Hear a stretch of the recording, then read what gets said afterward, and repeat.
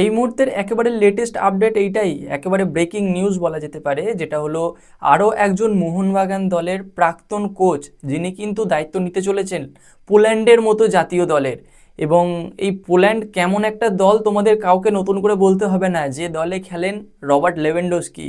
আর এই রবার্ট লেভেনডস্কি কিন্তু বার্সেলোনার মতো দল কাঁপানো একটা প্লেয়ার।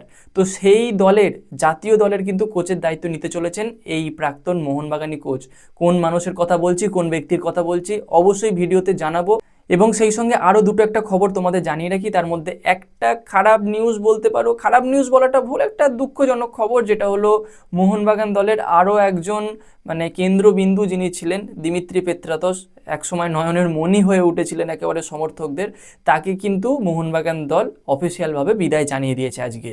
তো অবশ্যই এক সময় পেত্রাতস মোহনবাগান দলকে যা দিয়েছে সেটা কখনোই ভুলবার নয়, কিন্তু ব্যক্তিগতভাবে আমার মতামত এই মুহূর্তে দাঁড়িয়ে পেত্রাতস খুব একটা বেশি মোহনবাগান দলকে কিছু দিতে পারতো না। 2 বছর দেখা গেছে, তবে যেটুকু সময় সে খেলেছে অবশ্যই দলকে সে তার সেরাটা উপহার দিয়েছে, দলকে সে চ্যাম্পিয়ন করানোর জন্যই খেলেছে। পেত্রাতসের নাম অবশ্যই মোহনবাগানের যত সমর্থক আছে সবার মনের মধ্যে থাকবে, এটা আমি আশা করব।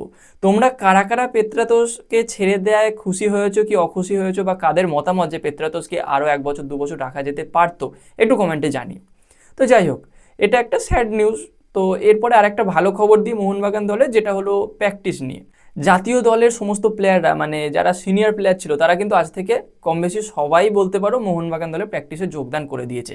যেখানে রাহুল ভেকে, মনবীর সিং, লিস্টন কোলাসো, অনিরুদ্ধ থাপা, অভিষেক টেকচাম, কে নেই, সবাই কিন্তু যোগদান দিয়ে দিয়েছে। আর তারা প্র্যাকটিস করলেন কিন্তু আজকে বাস্তব রায়ের নেতৃত্বে বা বাস্তব রায়ের অধীনে। আজকে মোটামুটি বলতে পারো 48-50 জন প্লেয়ারকে নিয়ে প্র্যাকটিস করানো হয়েছে। এটা কিন্তু কম মুখের কথা নয়। একসঙ্গে নিয়ে তো অবশ্যই নয়, দুটো ভাগ করে করানো হয়েছে, এতজন তো একসঙ্গে প্র্যাকটিস হয় না। তো একদিনে কিন্তু এরকম প্র্যাকটিস হচ্ছে। তো এর পরবর্তীতে অবশ্যই যিনি হেড কোচ এই মুহূর্তে হয়েছেন মোহনবাগান দলের, প্যানাগিওতিস দিলেম্পেরিস, তিনি কবে আসছেন, অন্যান্য বিদেশিরা কবে আসছে, সেই সকল আপডেট আমি নিয়ে আসবো। তো এবার আসল কথায় আসি, যে কথাটা আমি তোমাদের প্রথমে বললাম, যে প্রাক্তন মোহনবাগান কোচ তিনি কিন্তু যোগ দিতে চলেছেন পোল্যান্ডের জাতীয় দলের কোচ হিসাবে। তো তিনি আর কেউ নয়, তিনি মোহনবাগান দলের এক I league Joyee coach Kibu ভিকুনা, যে মানুষটার নাম কিন্তু সকল মোহনবাগান সমর্থকদের মনে থাকবে। পেত্রাতসের থেকেও হয়তো বেশি লোকে কিবু ভিকুনাকে পছন্দ করে থাকেন। তো তিনি কিন্তু এই মুহূর্তে যে দলের কোচিং করাচ্ছিলেন ডায়মন্ড হারবার এফসি, তো তিনি ডায়মন্ড হারবার এফসি ছাড়তে চলেছেন এবং তারপরে তিনি পোল্যান্ডের জাতীয় দলের সহকারী হেড কোচের দায়িত্ব পালন করতে চলেছেন। তো এটা পোল্যান্ডের জাতীয় দল থেকেই তার কাছে অফার আসে এবং তিনিও এটা যেতে খুবই আগ্রহী। তার কারণ তো তোমাদের কাছে নতুন কিছু নয়, এই বছর ক্যালকাটা ফুটবল লিগ থেকে নাম তুলে নিয়েছে diamond Harbour FC, Durand cup থেকেও তুলে নিয়েছে, এবার আইএসএলটা পড়ে আছে। যেটা লেটেস্ট খবর এখনো পর্যন্ত আছে সেটা হলো আইএসএল হয়তো ডায়মন্ড হারবার এফসি খেলতে চলেছে, কিন্তু এই মুহূর্তে দাঁড়িয়ে যেটা পরিস্থিতি, রাজনৈতিক ইস্যু তো একটা রয়েইছে ডায়মন্ড হারবার এফসিকে নিয়ে, তো সেদিক থেকে বিচার করলে হয়তো ডায়মন্ড হারবার এফসি আইএসএলটাও খেলতে পারবে না। সেক্ষেত্রে হয় মোহামেডান স্পোর্টিং, নয় ওই চার্চিল ব্রাদার্স শেষ করেছে 3 নম্বরে, তাও সে অ্যাপ্লাই করেছে, এবং শিলং লাজং। আমি অ্যাপ্লাইয়ের ব্যাপারটা আগে দুটো টিমকে নিয়ে বলেছিলাম, একটা মোহামেডান স্পোর্টিং এবং একটা শিলং লাজংকে নিয়ে। তো চার্চিল ব্রাদার্সও বলতে চাইছে আমরা যদি খেলি তো আইএসএল খেলবো। আর টাকা পয়সার একটা ব্যাপার আছে, চার্চিল ব্রাদার্সেরও টাকা পয়সা বেশি আছে যে কারণে।